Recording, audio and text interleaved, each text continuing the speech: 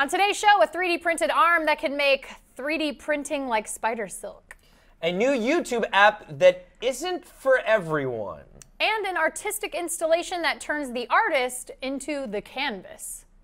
Hey, it's me. It's also Tomorrow Daily.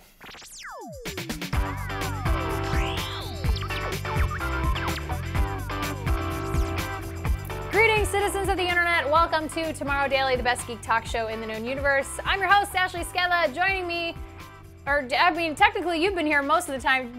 I'm joining you once again, Khail Anonymous. We thought you were dead.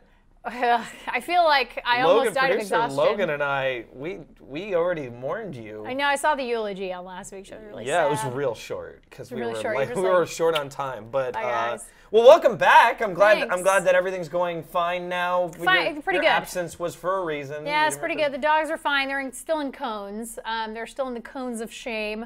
But I think they get out this Friday. They get their stitches out. But all is well. Surgery went very well for both of them. Some minor complications post-surgery for both of them, of course, because what would a surgery be if there weren't complications? Yeah. But generally speaking, they're in good spirits and are being plied with treats probably as I speak, so doing very well. So cool. Bailey and Jenkins send their thank yous. You ready to talk about some technology? I've been waiting for all weekend, yes. Excellent. Let's hit the headlines.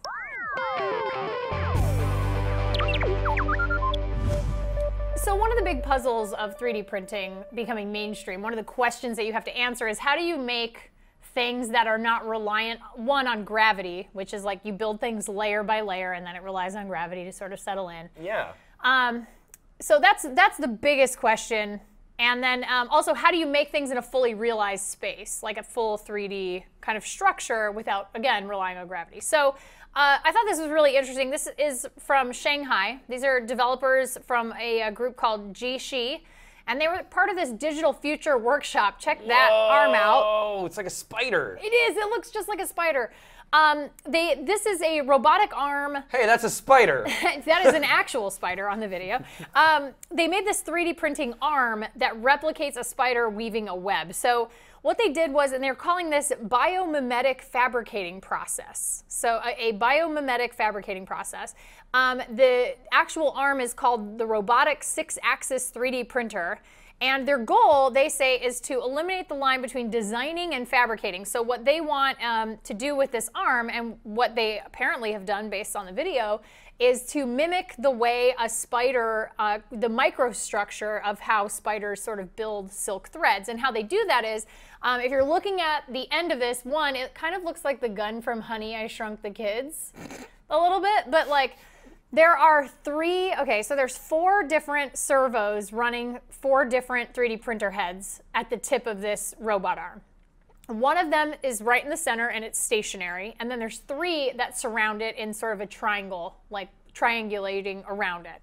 And the 3 around it actually move. So they oscillate, and as they oscillate, you can see in this time-lapse video, it builds a 3D structure in midair without the need for additional support. So a lot of times when you have to build stuff like this, you need to have some sort of support structure holding it up. Otherwise, it won't stay up.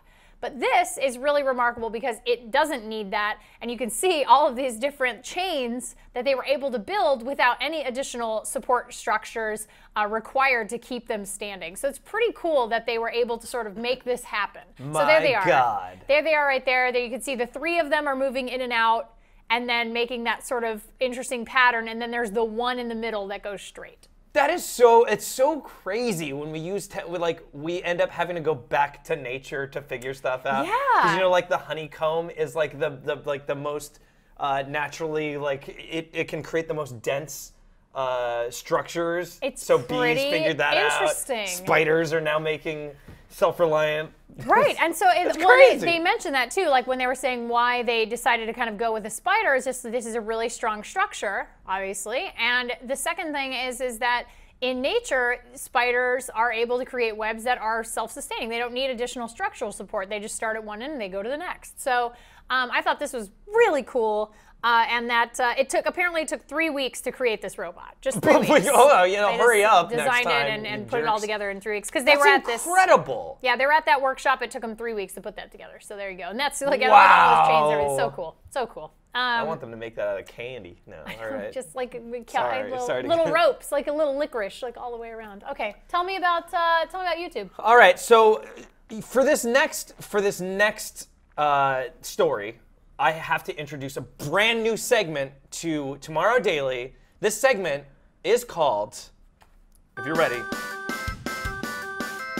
But heck, I'm just happy kids have access to such a cool form of media like this YouTube Kids app. It's the new segment. That's really wordy, but I like it. Yeah, it's going to be great. I really like that graphic. So check this out. Today, YouTube announced that they're going to be releasing a new app. This is called the YouTube Kids app, and it's out for iOS and Android. This app pares down content specifically for kids into simple navigated channels. That means you won't end up your kids won't end up watching questionable material. They'll watch.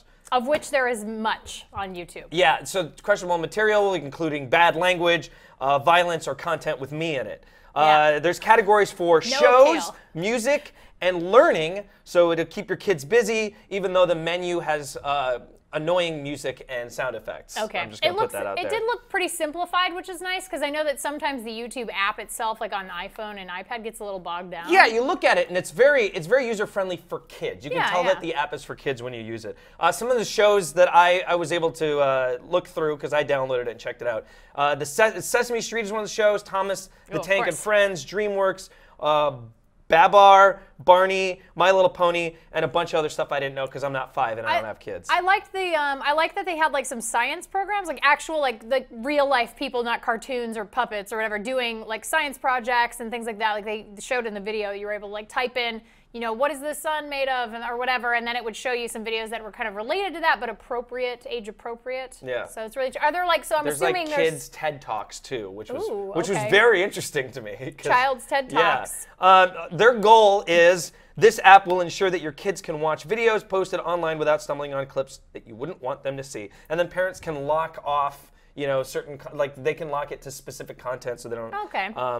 But anyway, so yeah, that's all we have on this brand new segment called. Wait for the graphic Wait again. for it. Wait for the graphic. There we go. Man, I wish I had this as a kid, but heck, I'm just happy kids have access to such a cool form of media like this YouTube Kids app. I really like that ukulele. Yeah. Really, that really it's makes copyrighted, by the way. You cannot use that name for any other segment but this segment. I saw the copyright right at the end there. So anybody thinking about using it, do not. This segment's really going to take off. I'm looking forward to bringing more. If you use it, you're going to hear from Khail's lawyers, of which there are many. So I assume your next segment is. Actually, it brings us to the hashtag of the day. So hashtag of the day is TD Kids. Thanks, producer Logan. And it's not man, I wish I had this as a kid. it's not that. It's no, not it's man, I wish I had this as a kid, but heck, I'm just happy kids have access to such a cool form of media like this YouTube Kids app. I won't make you guys use that as a hashtag. we keep bringing it back. So the hashtag of the day is TD Kids, and the question is, okay, so say you had to make a children's show for this channel, for this app, what would your children's show be? Man, there's bugs everywhere, and then I go around and I find bugs in different places of the city. Would you eat them?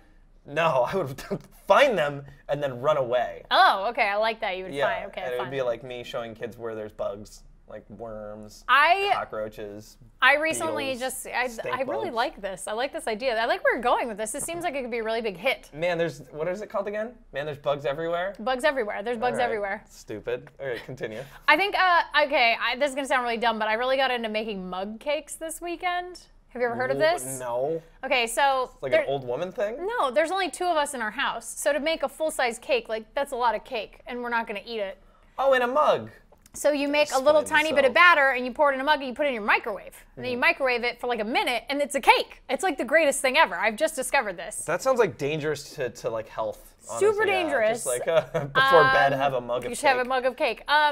We had some chocolate mug cake last night during the Oscars and it was delicious. But I like that idea of like, here's how to like cook a little bit, but for kids, like small kids. So it's like things that are not going to be super dangerous. Child-sized portions, yeah. Yeah, so and small portions. So it's like you make yourself a snack. By the way, at home, if you forgot your friend's birthday, make a mug cake. Yeah, and also you're a bad friend, but still.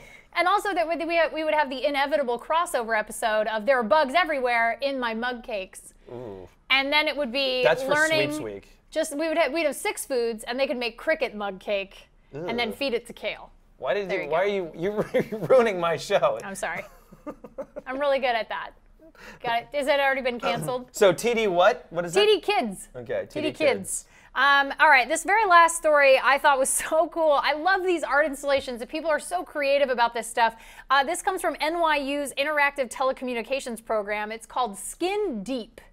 Uh-oh. So we're going to see how this works. So, okay, you have this projection of their 3D models of the 2 artists. And the artists' name are Rosalie Yu and Elon Chitayat.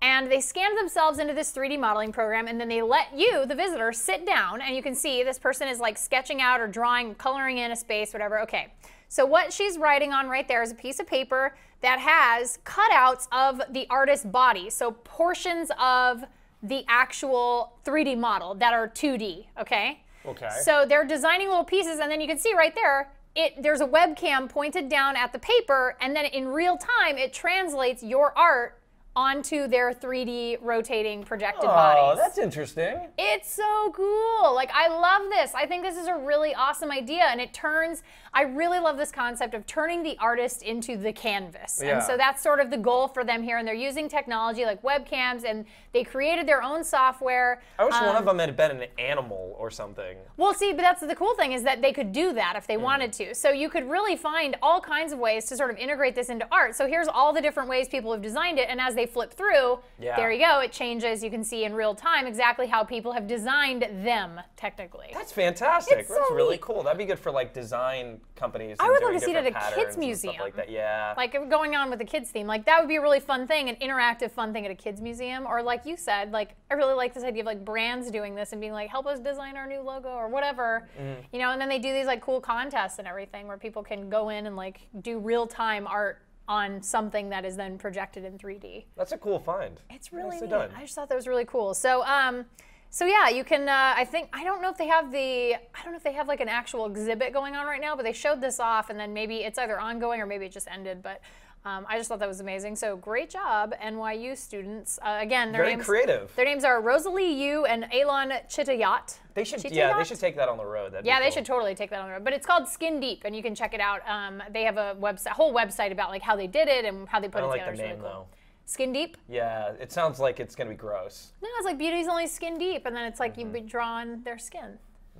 It's off to a bad start. Getting kind of weird out? Okay, fair enough. How about skin fashion? Skin fashion? Nope. Next segment. Where are we going? Okay, we're going to go and take a quick break for a second, and then we're going to come back with Back It or Hack It. We have a very interesting product for Back It or Hack It. I'm really curious to see what you think about that. And then, of course, we have your user feedback about the drone circus and our phone togger for the day. So don't click away. It's Tomorrow Daily.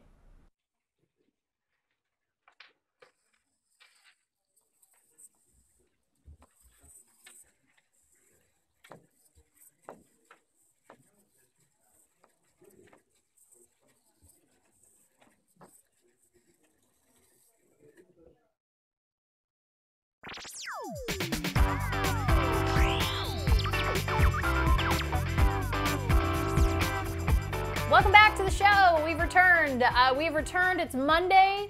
We're in a glass case of emotion. It's very exciting. Milk was a bad choice. Milk was a terrible choice. But you know, like I said, it is Monday, which means it's time for Back It or Hack It.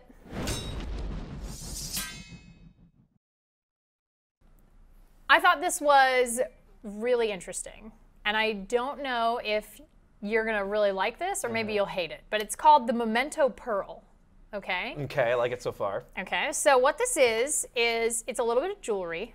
So there's the pearl right there. It looks like a normal standard necklace. I hate it. But it's got NFC on the inside. So notice they're tapping it against the backs of their phones. Whoa, what did she just realize? Okay, so what she's realizing is there's a voice that was playing on her phone once she taps on the back. So how this works is, this is kind of crazy. And I saw this and I thought this was really cool. So the pearl has NFC capabilities inside it. And it allows the user to store information on the pearl to access later. So so let's say you buy it for your girlfriend. You buy the pearl, you get the app, you record a message, and you tap the pearl to the device, to your phone, and then it uses NFC to transfer that data to the pearl. Okay, so then you would give it to her as a gift, and then she could then go get the app tap it to the back of her phone, and then hear the message that you recorded. Or she would be able to see the picture you took or the video that you took. Like, you could attach a lot of different things. Okay, a lot of different things, or just like a couple of things? I would say like a handful of things. Okay, so like they do voiceovers, like one thing. They do pictures. Like, this is a lady showing how it works. She's, okay, so here you go. It comes on necklaces and earrings. Necklaces and rings. earrings. And rings. Yeah. But I thought this was a really interesting way to use technology in a way that was not so obvious.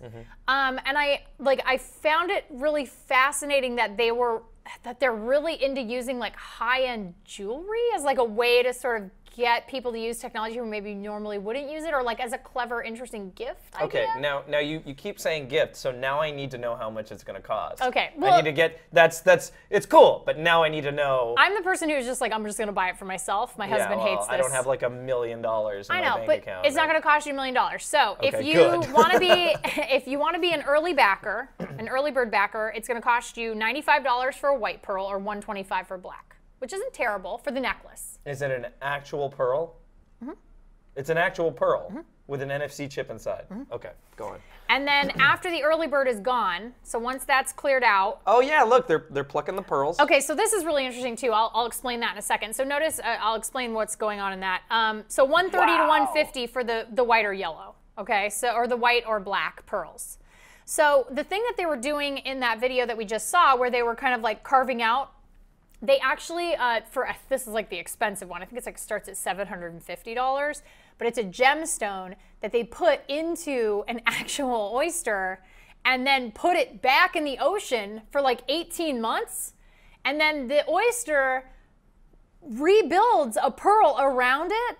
And so then they carve out a shape into this new pearl to where you can see the color on the inside. Wow. Yeah. So these people already have money then. They've got a whole thing. This company very clearly knows what they're doing, and they've been around for a while, but they're doing Kickstarter. They want to start doing this, but here's the thing: because of that, the estimated delivery for this, they want 50 grand to start production on these, and to do it, if it gets funded, delivery's April.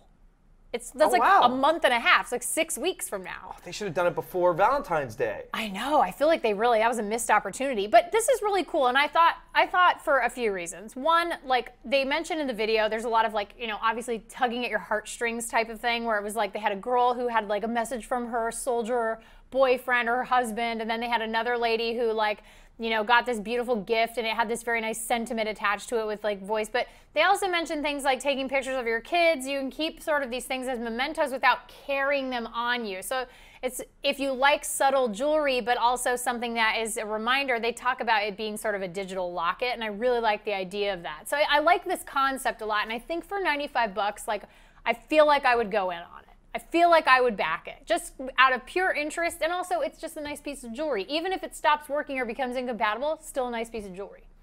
That's what I think. But it gets more expensive, like as you go up. I think to add the earrings, it's like $250. Like it's another $250 because that's 2 pearls, and those are also NFC, like you can use them.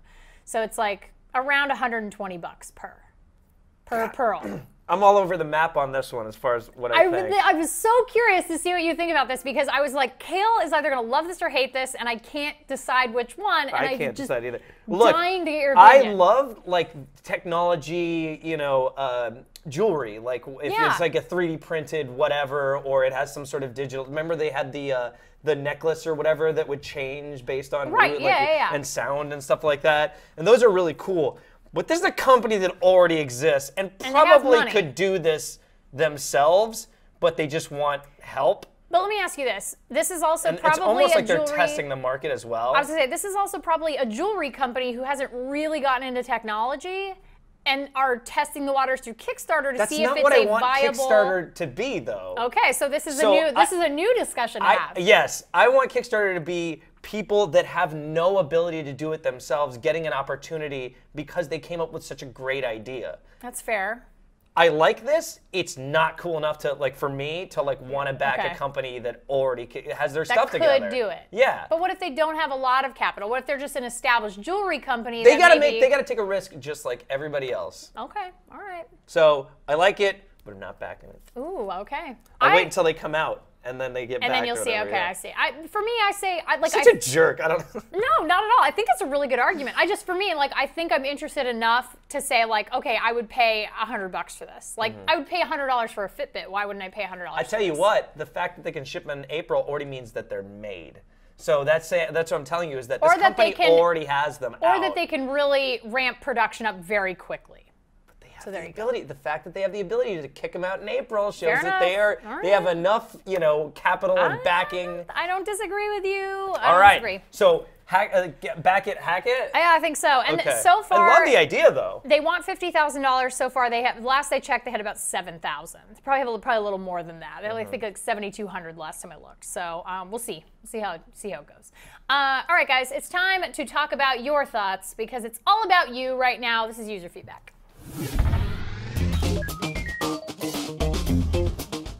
We should make that the theme song. Just it's all about you. Just get rid of the little boom boom. And then you can watch it on YouTube Kids. Yeah. Could you watch this show on YouTube Kids? Yeah. We say Fanny a few times. Well, I would say no, just because of some of the stories. Probably not appropriate. Yeah, Skin Deep sounded like it was going to be. Well, there was gross. like color changing bras. Like that probably wouldn't work. Or I must have missed that episode. Yeah, you missed that one. That was an early one. Okay, guys. Last week, Kim and Khail asked you guys to use the hashtag TD Circus to tell us what you want to see at the drone circus. Yeah. And you guys came through with some good stuff. What do you want to see? What do I want to see? I was so sad I didn't get to talk about this. Well, where's my drone freak show? Where's all like the weird, like messed up drones that are like janky, kind of weird? Good. I like that. But also really cool, and it's like people would pay extra to go see those. Like I like that, like the weird experimental drones. I like how my answer was just like the servants. They like bring you popcorn and cotton candy. I liked that you suggested a drone bear. I like that. Oh yeah, the drone bear. I thought that was cool. All right, what did they say? I wanted to see the drones like fly into the mouths of tigers and then fly out. Like that'd be good. All right. Anyway, Kylie wrote and said, "I want to see a strongman drone in my TD circus, able to balance and lift all the other drones." That's cool. I like That's that. cool. Like Versatile. That. Very versatile. Mark wrote in and said 2 words, hashtag flesh fair, which I don't know what that means. But I was slightly disturbed and intrigued all at the same time. So, Mark, thank you. Carl wrote in and said, how about aerial battle drones? You know, BattleBots reboot? But like in the air. Yeah. Is that what they're going to do with the BattleBots reboot? I don't think so. Well, I don't know. I don't think so. That's a good idea. But it's although an it'd be awesome one idea. hit and they're down. I don't know. Well, you put armor on them and stuff. It'd be really fun. Okay, cool. And then Walter wrote in and said, I want to see tightrope walkers and crazy clowns. Clown drones. Like runs up and it's got like the little flower and it squirts water in your eye and then flies away. I like the that. clown drone. I like clown drones. How many clown drones could you fit in a car? And they all fly out? If you open the door, they all fly out. It would be amazing. Oh, God, I love you guys. All right, it's time for our very last piece of user feedback, which, as always, is our photographer of the day.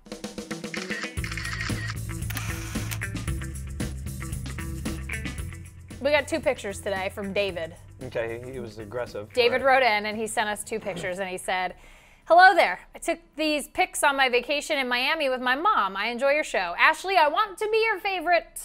And I took these pics with my iPhone 6 Plus. I think these are really nice pictures.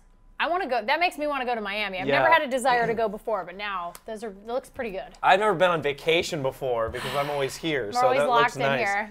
That's really great. iPhone 6. I love that. That's so good. Yeah, iPhone 6 Plus.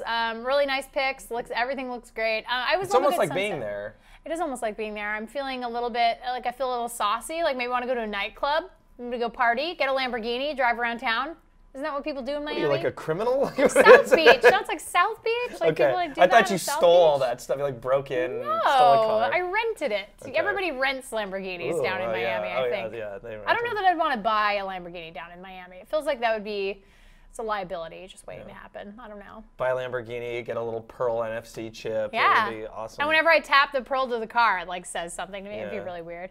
Well, listen, David, not quite my favorite, but also not quite the best of the best, which I'm still waiting. I could, and listen, I'm willing to die waiting. Like I'm not just gonna settle, you guys. You're gonna have to step it up. Like I'm serious about that. And if you're serious about that, you can send your picture in to be considered to be featured on the show to tomorrow@cnet.com. David sent in a pretty awesome pair of pictures from Miami. You can do the same. It doesn't have to be Miami. It can be whatever you want.